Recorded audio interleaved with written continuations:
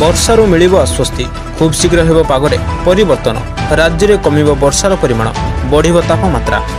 ଆସନ୍ତାକାଲିଠାରୁ ଓଡ଼ିଶାରେ କୌଣସି ପାଗର ସତର୍କତା ନାହିଁ। ଲଘୁଚାପ ପ୍ରଭାବ ହଟିବ ଏବଂ ପରେ ଏଣିକି ବର୍ଷା କମିବ।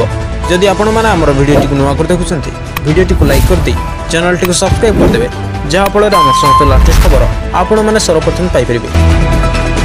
ଆସନ୍ତା 2 ତାରିଖରୁ ବର୍ଷାର ପରିମାଣ କମିବ। ଆଗାମୀ 2 ଦିନ ପରଠୁ ବଢ଼ିବ ତାପମାତ୍ରା। 2 ରୁ 4 ଡିଗ୍ରୀ ତାପମାତ୍ରା ବଢ଼ିବା ନେଇ ପୂର୍ବାନୁମାନ କରିଛି ଆଞ୍ଚଳିକ ପାଣିପାଗ ବିଭାଗ। ସେପଟେ ସର୍ବାଧିକ ବଡ଼ଗଡ଼ରେ 57 ମିନିଟର ବର୍ଷା ରେକର୍ଡ କରାଯାଇଛି। ଆଞ୍ଚଳିକ ପାଣିପାଗ ନିର୍ଦ୍ଦେଶିକା ମନୋରମା ମହାନ୍ତି କହିଛନ୍ତି କି ମୌସୁମୀ ଛୁଇଁବା ପରେ ରାଜ୍ୟରେ ବିଗତ 7 ଦିନ ଧରି ଲଘୁଚାପ ଜନିତ ବର୍ଷା ଲାଗି ରହିଥିବା ବେଳେ ଏବେ ଲଗାଣ ବର୍ଷାରେ ଲାଗିବ ବ୍ରେକ୍।